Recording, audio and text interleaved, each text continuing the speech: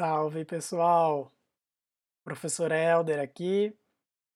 Então, como vocês estão vendo aí no fundo desse vídeo, dessa vez não é o meu caderninho de sempre, também não é o Tony, que a gente usa para ver nossos exemplos em Python, tá com um cenário diferentão aí. E isso é bacana, pessoal, porque o tema desse vídeo realmente é um pouco diferente daquilo que a gente vem conversando nos últimos, né? Então nesse vídeo aqui, a ideia é mostrar para vocês quais são os fundamentos da orientação a objetos, tá? E aí para isso vou começar aqui mostrando um exemplo de uso, enquanto a gente vai conversando sobre os conceitos principais e ao final vou começar, né, a gente vai começar a ver como isso funciona no Python, tá bacana? Então, o ponto principal aqui sobre a orientação a objetos é o seguinte: a orientação a objetos é um paradigma de programação, tá? Então é uma forma que a gente tem para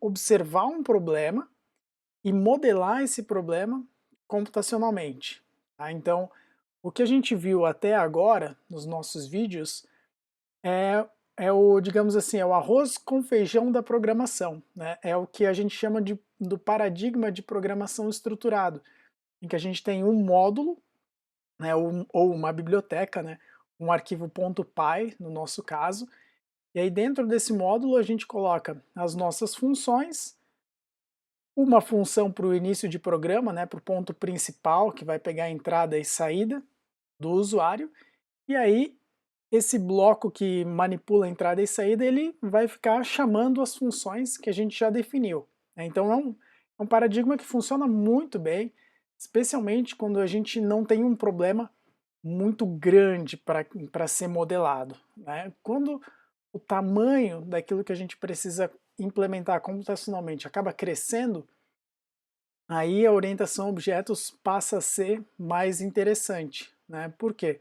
Porque na orientação a objetos nós pensamos no nosso problema em termos de dois grandes componentes, tá? Em termos de classes, quais são as categorias, né? Quais são os tipos de coisas que existem no nosso problema, no nosso domínio que a gente quer modelar, e quais são os objetos, né? Então, quais são os exemplos dessas categorias, quais são os indivíduos dessas categorias, bacana? Então a gente pode enxergar que a classe seria como se fosse a planta de uma casa, enquanto que diferentes casas que foram construídas com base nessa planta são os objetos, tá? Ou a gente pode pensar assim, que o modelo de uma máquina, né, toda a construção, desde o circuito até o design, todas as medidas de uma máquina, essa é a classe. E aí depois que a gente tem esse modelo, esse mapa da máquina pronto, nós construímos quantas máquinas nós quisermos a partir desse modelo. E aí cada uma dessas máquinas é um objeto diferente, né? Ela pode ter uma cor diferente, pode ter uma potência diferente e assim por diante. Então, a orientação a objetos ela facilita muito nós modelarmos esse tipo de problema que é muito grande. Então, se a gente pensar assim, eu quero montar um programa para gerenciar um banco, né? Todo mundo usa internet banking hoje em dia. Então, vocês imaginem lá a quantidade de correntistas que um banco tem, né? Então, cada correntista é um exemplo de um objeto, né? Pode ser modelado como sendo um objeto. Então, em algum lugar do software do banco, tem lá uma classe correntista que vai dizer que todo correntista tem um número de conta, tem um nome, tem um CPF, vai dizer se essa conta é uma conta simples ou se é uma conta conjunta, se é uma conta de CNPJ, um monte de coisas que está na planta, né? Está no modelo ali de conta corrente. Isso é a nossa classe.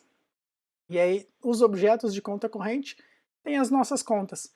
Tem a minha conta corrente lá, tem a conta corrente da minha cachorrinha, tem a sua conta corrente e assim por diante. Então, com base em um modelo, nós criamos vários exemplares desse modelo. E depois esses exemplares interagem entre si e também com outros objetos. Então, no caso desse do banco, a gente pode muito bem ter uma classe conta corrente. Provavelmente a gente vai ter também uma classe agência, talvez eu tenha uma classe De repente, para representar um caixa eletrônico, vou ter uma outra classe que representa o Internet Banking. Então, esses objetos conta corrente aqui, eles vão conversando com os demais objetos que estão disponíveis ou que compõem o sistema, ok? Então, um sistema orientado a objetos, em geral, ele é composto, né, ele é executado pelos objetos, que são quem realizam as funcionalidades que foram definidas nas classes, tá? Mais ou menos essa é a ideia principal de todo o sistema orientado a objetos.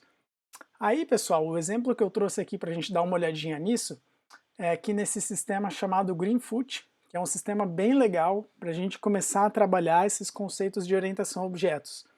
Esse sistema aqui ele foi desenvolvido por uma universidade inglesa, se não me engano.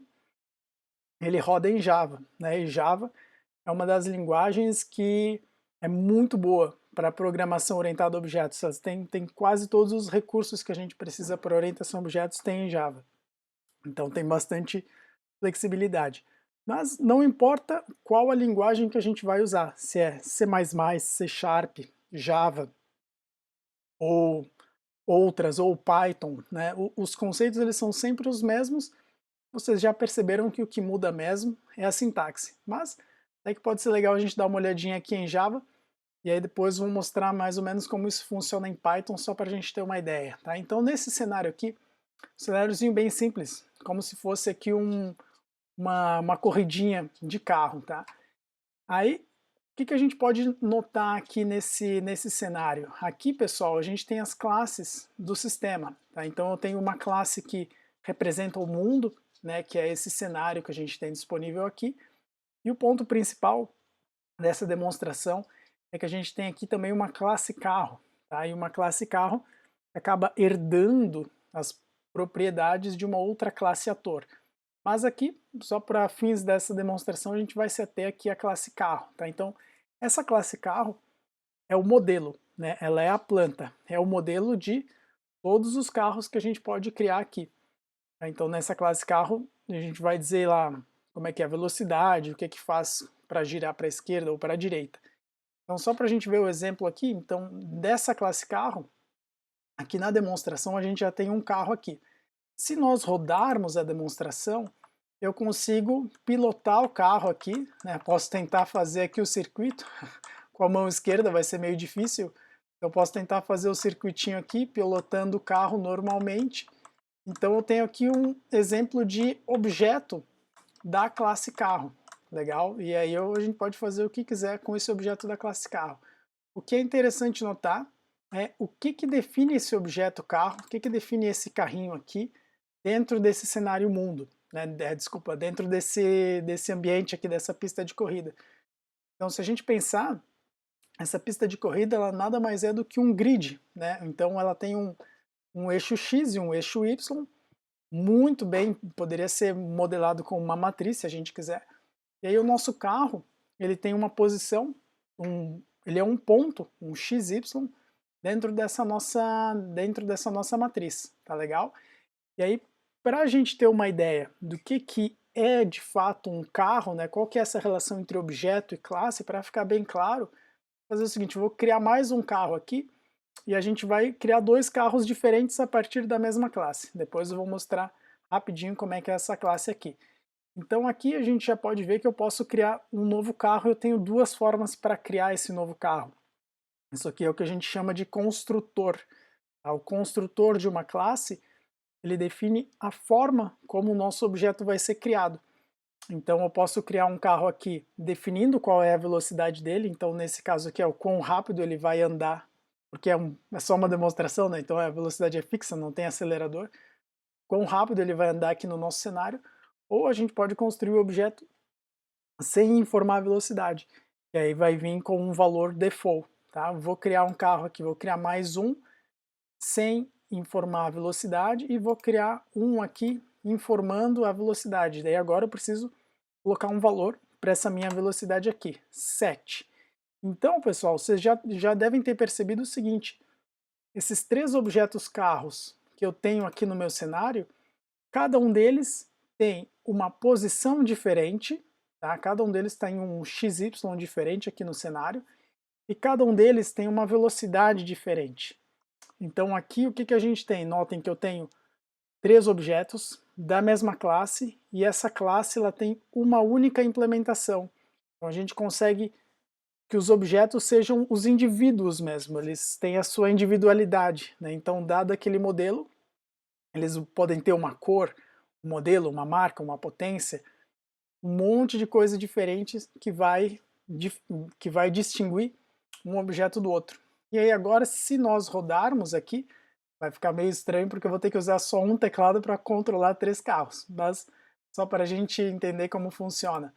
Vocês estão vendo aqui que um dos carrinhos, acho que esse mais de baixo, ó, ele está indo bem mais rápido que os demais. Por quê? Porque é o carro que tem a velocidade definida como sendo a maior de todos. Deixa eu tentar colocar todos eles aqui no canto. Ó. Agora vamos girar para o outro lado. Ó. Tem um que está indo bem mais rápido, apesar de eu não conseguir controlar eles direito. Tá legal? Então aqui é um exemplo de algo que a gente tem sempre em orientação a objetos, né? Ao definir uma classe, o que, que a gente define? A gente define os atributos e os métodos dessa classe. Então, os atributos são as características que vão definir os meus objetos, são as características daquele modelo. Então, aqui na classe carro, a gente tem como atributo velocidade, poderia ter marca, poderia ter modelo, poderia ter a fotinho do carro que a gente vai usar, poderia ter se, sei lá, se tem câmbio manual ou automático. Então tudo isso está definido na minha classe, né? Então esses são os atributos, as características da classe. Enquanto que depois os objetos eles vão escolhendo os valores para esses atributos, conforme a necessidade. E aí, vocês já devem estar percebendo o seguinte, pô, mas esse carro ele anda, então eu preciso ter uma funcionalidade para fazer com que ele ande. E aí essas funcionalidades, as funcionalidades que os objetos realizam, então quem executa as coisas, né, é quem existe. E quem existe na orientação a objetos são os objetos. As classes elas existem, mas são só o modelo, é só uma planta. Então dá para fazer uma analogia com a planta de uma casa. A planta de uma casa existe, né, um papel, é um arquivo de AutoCAD, existe a planta de uma casa, mas ela não está concretizada no mundo. Né? Então o objeto é isso. O objeto é aquela planta concretizada. Ok? Então quem executa as funcionalidades são os objetos. Quem define como as funcionalidades serão implementadas é a classe. Então é aqui na classe que a gente define as funcionalidades e em orientação a objetos essas funcionalidades são chamadas de métodos. Vocês já ouviram sobre métodos nos últimos vídeos, tá? Mas então agora a gente sabe que os métodos são as funcionalidades das classes que são realizadas, executadas pelos objetos. Legal? Então os métodos eles são bem parecidos com as funções, tá? Só que são funções realizadas por objetos. E aí no caso aqui, para a gente dar uma olhadinha nisso, clicando aqui com o botão direito, a gente tem os métodos disponíveis para esses meus objetos. Então nesse caso aqui eu só tenho um método, que é o atuar, né, que é quando o cenário está rodando, que é o que faz o carro se mexer. A gente tem um outro método aqui que eu criei que ele aumenta a velocidade. Então se a gente notar, a gente tem aquela sintaxe que a gente já está acostumado com as funções. Eu tenho o nome da funcionalidade, e logo ao lado o abre e fecha parênteses, que é onde a gente vai usar para passar os parâmetros. Nesse caso aqui, como é Java, a gente tem que definir também o tipo de retorno desse método. Tá? No Python a gente não precisa definir isso, então esse void aqui está dizendo que o meu método não retorna nada. Mas quando nós o executarmos, e depois a gente dá uma olhadinha rápida no código-fonte aqui desse nosso carro, quando nós executarmos ele, a gente vai aumentar a velocidade do carro. Então estou aumentando a velocidade do mesmo carro aqui, só para a gente ver o efeito. Tá? Então estou executando um método, o carro está aumentando a sua própria velocidade aqui. Depois vocês vão ver que é algo bem simplesinho, que vocês vão entender na hora. Então é esse carro de baixo aqui, vamos ver o que, que saiu. Olha, ele saiu voando. Não consigo nem controlar ele direito aqui. Vamos pro lado, não dá. Não dá, as curvas ficaram muito rápidas aqui, vocês estão vendo aqui. Aí, ó, agora eu consegui mais ou menos, tá voando o carro. Então vocês vejam que o método, que esse método fez? Ele modificou um atributo desse objeto específico, né, cujo código-fonte está ali na classe, legal? Então, os métodos, eles são essas funcionalidades que, em geral, ou modificam os atributos ou utilizam os atributos para entregar alguma outra funcionalidade, né? E aí os métodos recebem parâmetros também, e aí acontece a comunicação entre os objetos, tá? Através dos métodos, ok? Então agora vamos dar uma olhadinha na classe do carro aqui, para a gente ver como que ela funciona. Vou arrastar para cá para vocês verem. Não gravei nenhum vídeo até agora sobre Java, mas mesmo assim vocês vão entender o conceito geral, tá? Então aqui a gente tem uma definição de uma classe, ok? Public Class Car Extends Actor. Então aqui a gente está dizendo que o carro herda as propriedades de ator. Então esse ator aqui, a gente vai ver nos próximos vídeos que a gente está usando um conceito de herança, né? Então é como se a gente tivesse assim, todo aluno é uma pessoa, tá? Então todo aluno herda as propriedades de pessoa. Então isso significa que uma pessoa possui um RG, um CPF, um endereço. Todo aluno também possui um RG, CPF, endereço e outras propriedades, outros atributos que são de aluno. Por exemplo, universidade, fase, curso que está, número de matrícula e assim por diante. Mas aí a gente tem uma ferramenta bem legal, orientação a objetos de reuso, né? Então eu não preciso criar um tratamento para nome, RG e CPF em toda a classe que eu tiver, né? Quando possível a gente vai fazer esse reaproveitamento através da herança. Aí, pessoal, aqui a gente tem a definição dos atributos. Então essa é a forma de nós definirmos um atributo. Vejam aqui que eu tenho o nome do atributo, velocidade, e eu tenho o tipo dele. Então aqui no Java, a gente vai sempre definir o tipo e o nome do atributo. Diferente do Python, que a gente, né, fazendo uma analogia, nós colocaríamos diretamente o nome do atributo e o valor dele. Isso é que vai definir o tipo.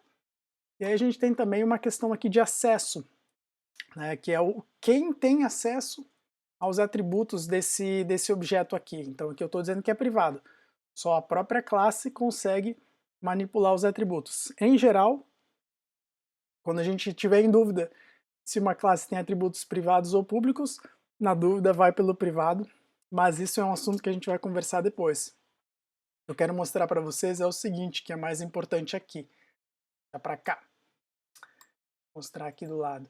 Vocês lembram que quando eu criei o objeto, eu comentei assim, aqui a gente vai executar o construtor, né? Então, clicando aqui, eu tenho new car, e aí eu tenho essas duas possibilidades de construtor aqui, duas formas de construir o meu objeto carro. E aí vejam aqui que aqui estão essas duas formas. Na primeira forma, que é o default, né, o modo de fábrica, nós dizemos o seguinte, que a velocidade do carro é 5. Enquanto que na segunda forma, a velocidade do carro é o que for informado na hora que o objeto for criado. Então foi aquela janelinha que apareceu e eu coloquei lá a velocidade 7.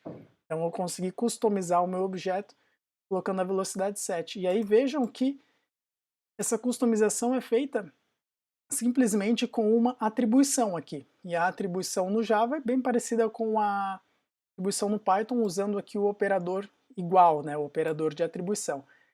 A gente tem aqui essa referência ao this, tá? Então o this, quem que se refere o this? O this se refere a este objeto que está realizando a ação. Então a gente pode lembrar assim, eu posso olhar aqui para esse método aumenta a velocidade. Quem que pode aumentar a velocidade? Esse carrinho aqui pode aumentar a velocidade dele, esse carro aqui também pode aumentar a velocidade dele. Então no momento que esse carro aqui aumentar a sua velocidade, que eu vier aqui e executar esse método aumentar a velocidade, vocês vejam que eu escolhi este objeto aqui. Então quem é o this? É este objeto que está realizando a ação, tá? Só que vejam como a gente está definindo isso aqui numa classe, a gente tem que sempre pensar que qualquer objeto da nossa classe é quem vai realizar essa ação. Então o this representa naquele instante quem é que está fazendo a ação. Então na hora que eu clicar nesse aumentar velocidade aqui, tá? Então cliquei nesse aumentar velocidade, este objeto aqui era o this e foi ele que realizou a ação.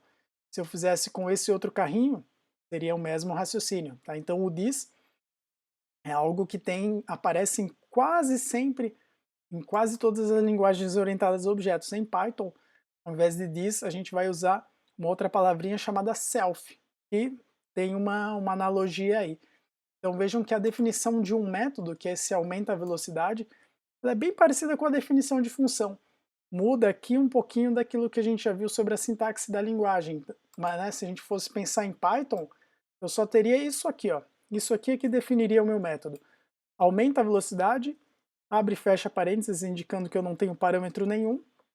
E aí o abre chaves e fecha chaves, que vocês notaram que está em todos os métodos aqui, é o que define o início e o fim do bloco.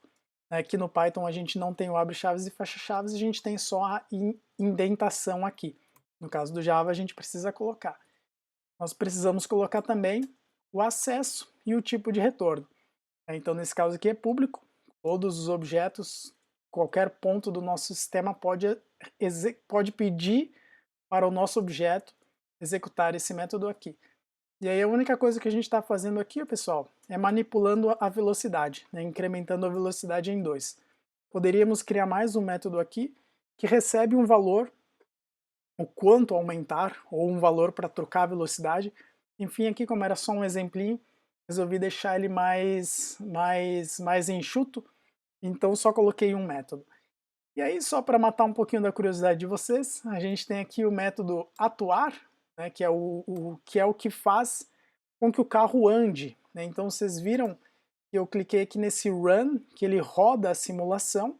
Tá? Então ó, o run roda a simulação, então os meus carrinhos começam a se mexer, e a cada passo da simulação é executado o método act, esse método aqui, para todos os objetos que estão na simulação.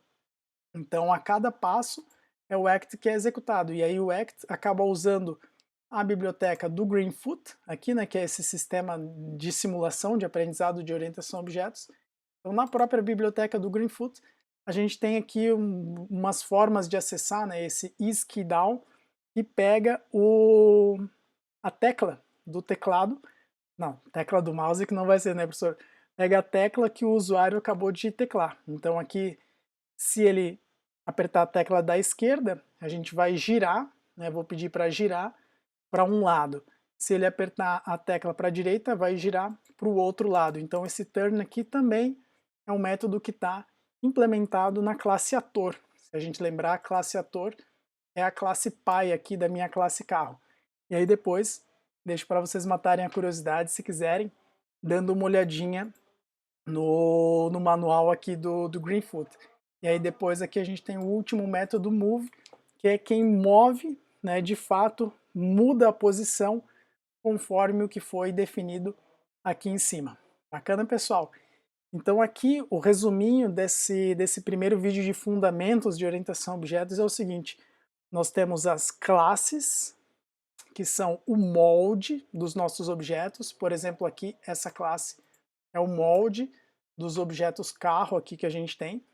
E aí, de um molde, nós podemos ter quantos objetos, quantos exemplares, quantos indivíduos nós quisermos desse molde, da nossa classe. Então eles se chamam objetos. E aí, no nosso molde, o nosso molde é composto por o quê? Ele é composto por atributos e métodos. E aí tem também, em geral, um construtor, que é um tipo especial de método, e ele é executado quando nós criamos o objeto. Então o objeto é criado pelo interpretador da linguagem. No momento que ele é criado, é executado o construtor. E aí para que serve o construtor? Para inicializar os atributos, que são as características dos objetos, né? Características da classe.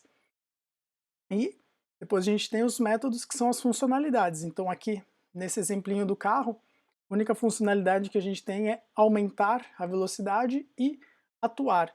Se a gente estivesse pensando numa conta corrente, os atributos, né, podem ser o saldo, titular, as informações a armazenar, enquanto que as funcionalidades, os métodos podem ser, por exemplo, fazer um saque, ver extrato, ver a movimentação, realizar um TED, né, fazer um PIX. Então esse tipo de coisa que são as funcionalidades são os métodos e todas as contas correntes é quem podem executar esses métodos, legal? Agora pessoal, vou mostrar como é que a gente pode meio que fazer uma versão dessa classe carro aqui no Python, legal? Então vou abrir o meu Tony aqui e já volto.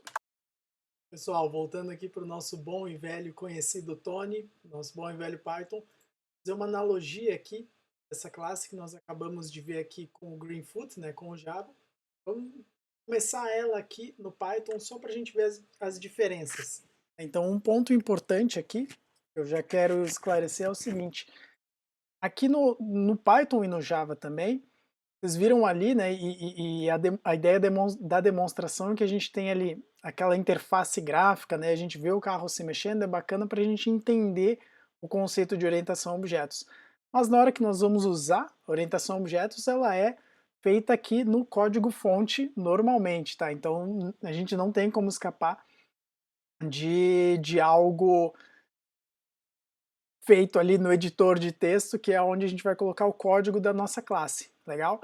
O Python tem uma biblioteca bem parecida com o que o Greenfoot oferece, que se chama Pygame. Então quem quiser dar uma olhadinha, busca aí por Pygame, que tem uns métodos, objetos e funcionalidades bem parecidos com o do Greenfoot, então fica bem fácil para a gente montar um cenáriozinho 2D que nem esse, e fazer as coisinhas se mexerem, e como o próprio nome diz, é feito para uma biblioteca para a gente implementar jogos mais simples, né, em Python, então bem interessante também.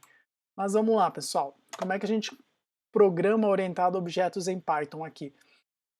Então um ponto inicial, como a gente já viu, é nós definirmos a nossa classe. Tá? Então para a gente definir a classe, a gente vai usar o nome class, que é classe em inglês. Tá? Então, colocando o nome class aqui dentro de um arquivo .py, né, .python, a gente pode programação em Python normal. Então, se nós tivéssemos algum módulo para importar, a gente poderia colocar ele aqui normalmente. A gente pode colocar, fazer as chamadas, tudo igual, tá? E depois vou até mostrar como a gente cria um objeto da nossa classe.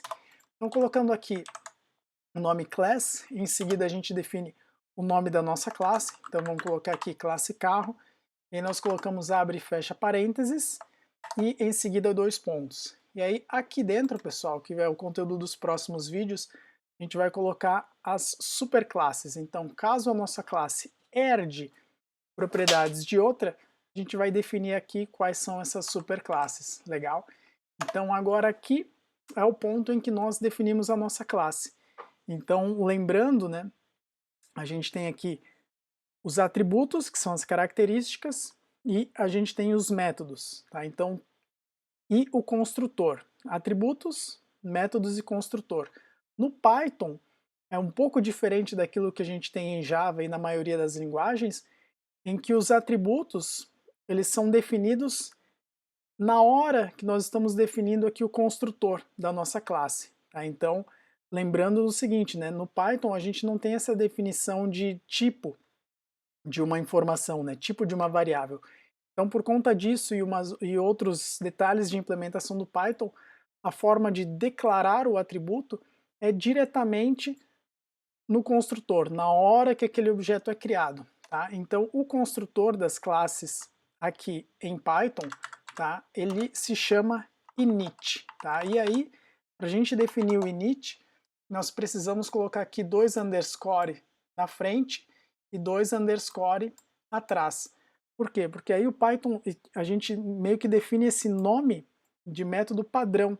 Então o Python, quando for criar um objeto de qualquer classe, sabe que ele precisa executar esse método aqui para fazer a inicialização dos atributos dos objetos dessa classe aqui.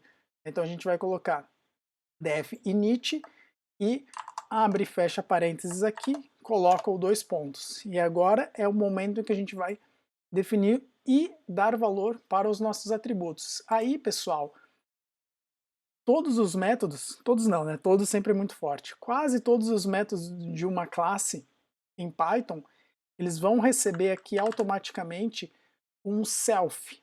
E aí, se vocês lembrarem, né, se estavam muito atentos no comecinho do vídeo, logo antes, quando eu expliquei o que era o this, eu comentei que no Python o this é o self. Então aqui está o self. Então o self é a referência ao objeto que está realizando a ação. Nesse caso aqui, como a gente está pensando no construtor, a gente está pensando no objeto que está sendo construído. Então é na hora que eu cliquei lá com o botão direito, escolhi novo carro e arrastei ele para alguma posição do meu cenário. Então ali é o momento em que esse construtor vai ser executado. Ele vai ser executado para inicializar as características daquele objeto, os atributos dele. Então nesse caso aqui a gente vai usar uma sintaxe já conhecida, né? Então, que é usando o ponto. Então lá com as listas, com os conjuntos, com o range. Sempre comentei para vocês, olha, para executar o método, a gente vai colocar o nome aqui e ponto. Depois que a gente coloca o ponto, a gente tem acesso aos atributos e aos métodos deste objeto aqui.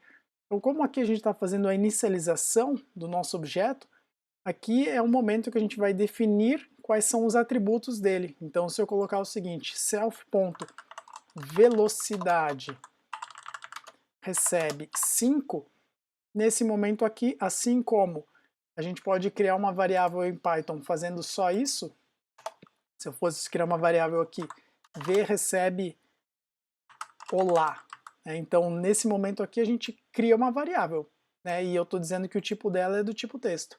Aqui é análogo a isso, então estou criando um atributo, esse atributo pertence à classe carro, né? Mais especificamente para este objeto sendo criado, essa velocidade tem um valor de 5, ok? E está criado aqui o nosso atributo do nosso carro, tá? Ele tem uma velocidade 5. E aí, pessoal, com isso, a gente já tem uma classe, eu já tenho um construtor e eu já tenho um atributo.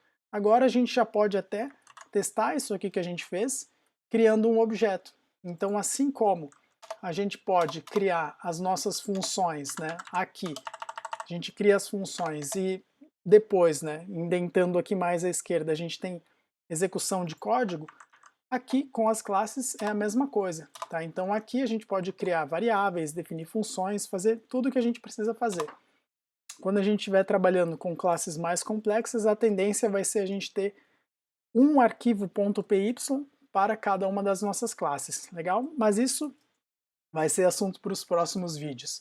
Tá? Então aqui, se a gente quiser criar um carro, né, na linha de comando, não vai ser na interface gráfica que nem a gente acabou de ver, criar um objeto é a mesma coisa, né, muito parecido com a criação de uma variável. Então, toda variável tem um tipo, todo objeto também tem um tipo. Então a gente vai dar um nome aqui para a nossa variável, por exemplo aqui, vou colocar aqui meu carro, tá? Ou melhor, vou colocar aqui o seguinte, carro 1. Carro 1 recebe, e aí agora a gente vai dizer de qual classe, né, qual classe a gente quer usar. Então agora, como eu quero usar aqui a minha classe carro, eu simplesmente vou colocar aqui carro e abre e fecha parênteses. Então com essa linha aqui, a gente acabou de criar um objeto do tipo carro, né? Então foi criado um objeto na memória, como se eu estivesse criando o carrinho ali, e aí esse objeto na memória ele tem um endereço, e esse endereço, essa referência, foi passada aqui para minha variável carro1, legal? Então se a gente rodar agora, não vai acontecer nada, mas só para a gente dar uma olhadinha aqui, opa, assim, no meu carro tem 2 R's, não um R só, tá? Só para a gente conferir. Ok, funcionou normalmente. Agora vamos dar uma olhadinha no seguinte, a gente já tem um atributo aqui, velocidade, certo? Então vamos pedir para mostrar a velocidade do meu carro 1. Então vou colocar aqui, carro 1, ponto, e aí depois do ponto, ó, vou até colocar o Ctrl espaço, né? Então o Ctrl espaço aqui, ele vai mostrar os métodos e atributos que a gente tem disponível. No nosso caso, como só tem a velocidade, o Ctrl espaço já auto-preencheu com velocidade. E aí se a gente colocar isso aqui, a gente já vai ver agora 5, que é a velocidade padrão desse objeto que foi criado. Então, agora que nós já criamos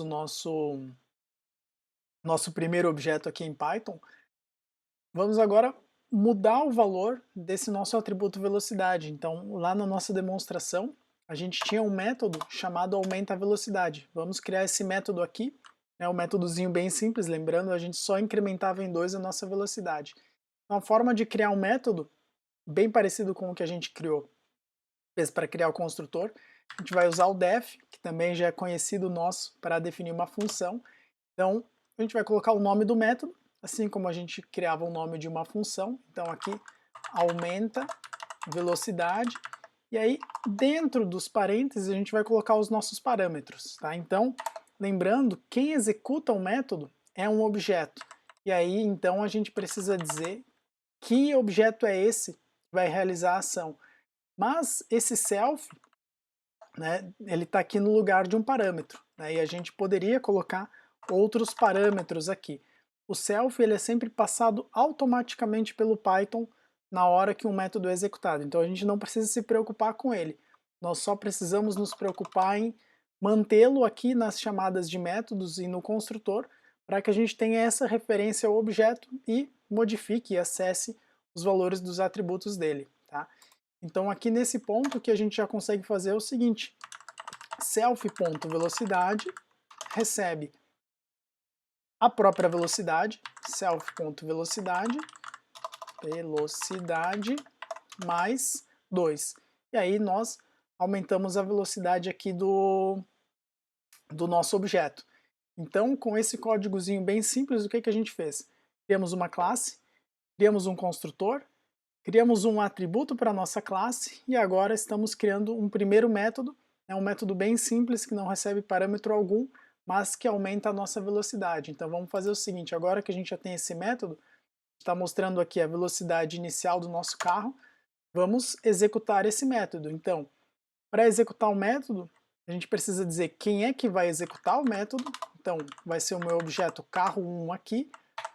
No momento que a gente coloca o ponto, aí a gente tem disponível os métodos e os atributos aqui do nosso objeto, que estão definidos na classe. Então eu tenho aqui o método aumenta a velocidade e o atributo velocidade, se a gente quiser acessar.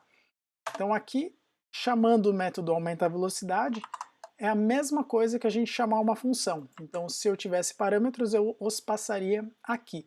Tá? Então chamei o nosso método e agora vamos mostrar a velocidade atual do nosso carro aqui, só para ver se deu certo. Então começa em 5 e depois vai para 7. Tá? Então deu certinho, começou em 5 e depois vai para 7. E aí, pessoal, notem aqui essa ideia do self, tá? Vocês estão vendo aqui que na hora que eu chamei o método, eu não passei parâmetro algum, mas aqui na definição do método eu tenho um self aqui. Mesma coisa o construtor. Ó, na hora que eu chamei o construtor, entre aspas, né? Criei meu objeto e o Python depois chamou o método init, vejam que eu não tenho argumento nenhum sendo passado, mas eu tenho self aqui. E funcionou, a gente criou um objeto que tinha uma velocidade.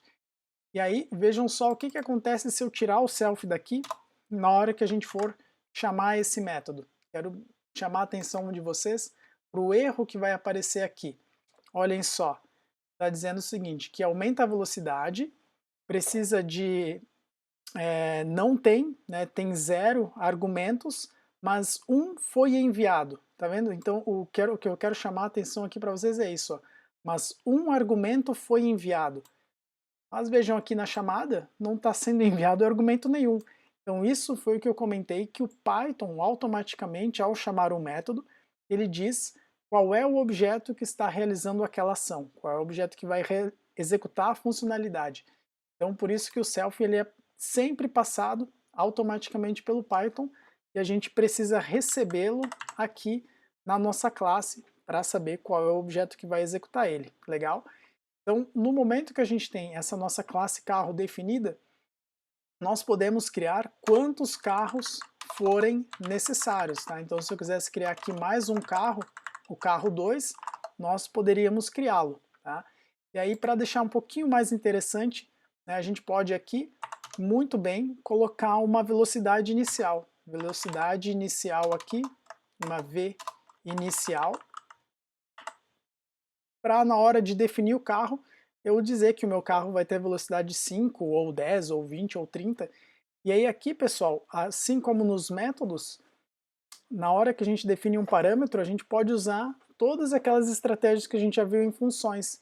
Então, se eu quisesse que, caso o meu usuário, na hora de criar um carro, ele não informe a velocidade e a gente coloque por padrão a velocidade 5, a gente vai colocar isso aqui como sendo um parâmetro opcional. Então, eu vou dizer que v inicial recebe 5, e aí, na hora de atribuir a velocidade, a gente só coloca aqui v inicial. Então agora a gente já tem duas formas de criar os nossos objetos. Essa forma aqui continua valendo, mas se eu quiser colocar um novo valor aqui, uma velocidade 10, também vai funcionar. Tá? Então agora aqui, só para a gente dar uma olhadinha no resultado, vamos colocar a velocidade do carro 2. Velocidade do carro 2. E aí aqui a gente só vai obter o valor do... Opa, meu, se não está funcionando. Do meu carro 2, ponto velocidade. Da mesma forma como se eu estivesse acessando uma variável, né? Então aqui fica bem parecido com a gente acessar um elemento de uma lista, né? Então eu estou escolhendo que eu quero o atributo velocidade do meu objeto carro, né? Então como se eu estivesse acessando a variável velocidade aqui do meu código fonte, tá? Então aqui só falta fechar os parênteses para a gente ver o resultado aqui dessa nova criação do carro, tá? Então vamos ver o que vai acontecer aqui. Então na hora que a gente rodou, criamos o nosso primeiro carro aqui com a velocidade 5, aumentamos, mostrou 5, mostrou 7, e nós criamos o nosso segundo carro com uma velocidade 10. E agora a gente mostrou essa velocidade só para ver se funcionou, só para testar o nosso código, e está aqui a velocidade 10. Legal, pessoal? Então esse é o nosso primeiro vídeo aqui dos fundamentos de orientação a objetos. Temos as classes e os objetos. As classes são compostas por atributos e métodos, e o construtor, que é um método especial. E aí esses são os componentes principais deste paradigma de programação, dessa forma da gente modelar e concretizar e implementar os nossos programas. Legal? Então, nos próximos vídeos vamos conversar em mais detalhe aqui sobre métodos, atributos, herança, polimorfismo, mas tudo começa de algum lugar, né? Então esse é o nosso primeiro passinho aqui nessa sequência de vídeos sobre orientação a objetos. Valeu, pessoal, brigadão aí e até mais!